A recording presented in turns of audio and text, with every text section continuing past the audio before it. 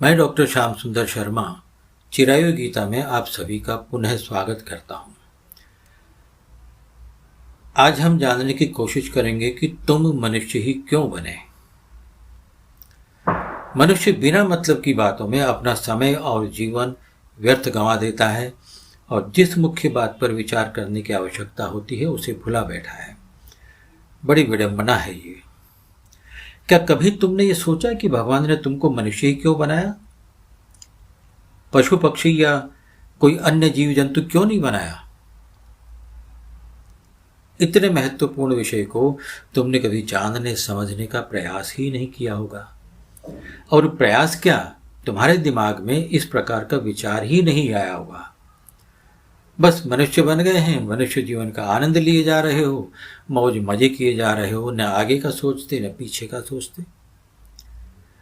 मनुष्य बनने के पीछे कुछ कारण, कुछ रहस्य तो अवश्य रहा होगा, पर जो भी कारण रहा हो वह एक विशेष कारण ही रहा होगा, इसमें कोई दो राय नहीं। चलो आज इस कारण को समझते हैं।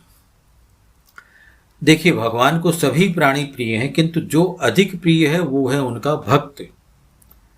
भगवान श्री कृष्ण ने स्वयं श्रीमद् भगवद गीता में कहा है, अद्वेष्टा सर्वभूतानां मैत्रः करुण एव च निर्ममो निरंकारः सम दुख सुख क्षमी।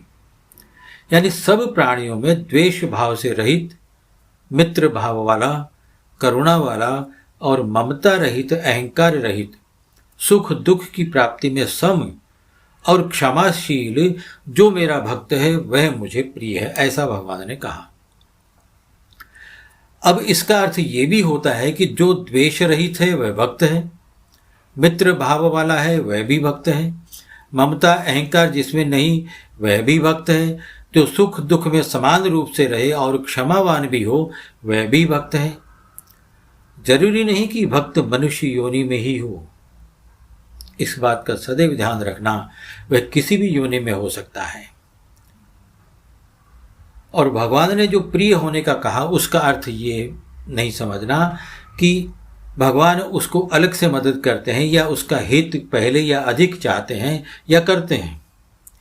प्रिय का अर्थ है वे उसके कल्याण की सोचते हैं, भक्त के कल्याण की सोचते हैं, भक्त के कष्टों को हरने का मार्ग प्रशस्त करते हैं। और सबसे अहम और मुख्य बात तो ये है कि वे अपने से दूर नहीं रखना चाहते उस भक्त को। और इन सब के लिए जीव को मनुष्य योनि में भेजकर अपने पास बुलाने का सुअवसर प्रदान करते हैं। भक्त मनुष्य ही हो सकता है, इस भ्रम को अपने दिमाग से निकाल देना। कोई भी प्राणी भक्त हो सकता है, हाँ, किंतु यह सत्य है कि मनुष्य के लिए दूसरे प्राणियों की तुलना में भक्त बनना आसान है। इसका लाभ ले, क्योंकि मनुष्य में उचित अनुचित, अच्छे बुरे, हित अहित, स्वार्थ निस्वार्थ, अपना पराया और ऐसी ही अनेक बातों की समझ है, विचार करने के लिए विकसित बुद्धि है। और इन सब के साथ में भगवान ने एक विशेष वस्तु प्रदान की है, वो है विवेक। विवेक मनुष्य की उचित निर्णय लेने की क्षमता है। अन्य प्राणियों में बुद्धि मनुष्य के समान विकसित नहीं होती, एवं विवेक का तो प्रश्न ही नहीं। और यही कारण है कि मनुष्य अन्य प्राणियों से श्रेष्ठ है। मनुष्य में क्षमता है कि वह किसी से द्वेष न करे, मित्र भावी हो, करुणा हो, ममता अहंकार का त्याग करने की शक्ति है मनुष्य में, सुख दुख से प्रभावित न होने का सामर्थ्य भी है उसमें, और क्षमाशीलता भी है। किंतु यहाँ एक बात का ध्यान रखना कि केवल मनुष्य में ही नहीं, जिस भी किसी प्राणी में ये सारी या इनमें से एक गुण भी अगर वास्तव में मौजूद है तो वह भगवान का प्रिय भक्त बन जाता है। तुम भी बनो, किसने रोका है? और जब प्रिय भक्त बन जाता है तो निश्चित ही आशीर्वाद स्वरूप वह मनुष्य योनि को प्राप्त होता है। और तुम तो मनुष्य हो। आपने शेर और चूहे की कहानी तो सुनी ही होगी, अवश्य सुनी होगी, किंतु बंसीलाल के जैसे अधूरी।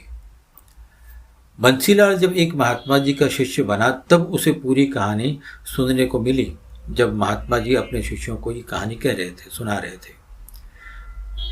उनके शिष्यों में बनारसी लाल के साथ बसंतीलाल भी था। बसंतीलाल चंचल और असंतुष्ट स्वभाव वाला और बंसीलाल गंभीर और जिम्मेदार। कहानी कुछ ऐसी है, एक शेर जंगल में शिकारी के जाल में फंसा हुआ है और वहीं पास ही में एक चूहा शेर की छटपटाहट और बेबसी देखे जा रहा था। देखते देखते चूहे का मन करुणा से भर गया। चूहा समझ गया था कि अब शिकारी के जाल से शेर का निकलना संभव नहीं। उसकी बेबसी देखकर चूहे का मन करुणा से भर गया। ऐसा लग रहा था मानो चूहे ने शेर के चेहरे पर मौत का साया देख लिया हो। चूहा मौके की तलाश में था और जैसे ही मौका मिला, शिकारी के थोड़ा इधर उधर होते ही अपने नुकीले दांतों से जाल की रस्सी को काटते चला जा रहा था। चूहे को शिकारी तो नहीं देख पाया, लेकिन ऊपर आसमान में एक गिद्ध की पैनी नजर चूहे पर थी। गिद्ध भी मौके की तलाश में था।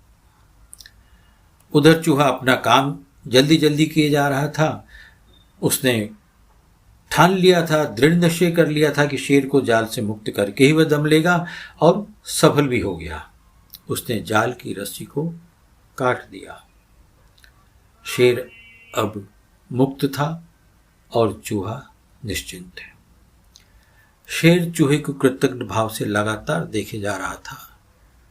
निशब्द था वह। चूहे के दयालु स्वभाव से भाव विभोर हुआ मन ही मन ईश्वर को धन्यवाद दे रहा था और चूहे की लंबी उम्र की कामना कर रहा था। और इधर चूहा करुणा से ओतप्रोत, मदद के संतोष भाव से तृप्त, शेर की जान बच गई इसके लिए आंख बंद करके ईश्वर को धन्यवाद दे रहा था। शेर और चूहा एक दूसरे में खोए हुए थे, एक दूसरे को देखे जा रहे थे, और आसमान में उड़ रहा गिद्ध इसी मौके की तलाश में था और एक ही झटके में चूहे को अपना शिकार बनाकर आसमान में ले उड़ा।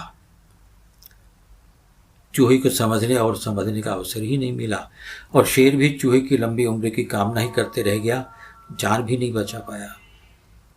उन तीनों यानी शेर, चूहा और गिद्ध को उनके कर्मों के आधार से योनियां प्राप्त हुई होंगी, किंतु हम तो मनुष्य योनि में हैं। हम मनुष्य योनि में हैं तो अवश्य ही हम लोग कहीं न कहीं पिछले जन्म में चूहे की तरह करुणा, मित्रता, क्षमा आदि से ओतप्रोत रहे हों। अब ये अवसर है हमारे पास कि पुनः जन्म मरण के चक्करों में न पड़ें, क्योंकि अनेक योनियों के फलों का परिणाम है ये मनुष्य योनि। अगर इस बार चूक गए तो न जाने फिर प्रभु की कृपा कब होगी, कितनी योनियों के पश्चात ऐसा अवसर आएगा भी कि नहीं आएगा। मनुष्य योनि श्रेष्ठ योनि है, क्योंकि मनुष्य ही एक ऐसा प्राणी है जिसमें जितनी भावनाएं हैं अन्यों में नहीं। मनुष्य योनि में ही हम हमारा कल्याण कर सकते हैं और कल्याण करने के लिए ही ईश्वर ने हमें मनुष्य बनाया है। इस अवसर को हमें व्यर्थ नहीं जाने देना चाहिए। जय श्री कृष्ण, जय गोपाला।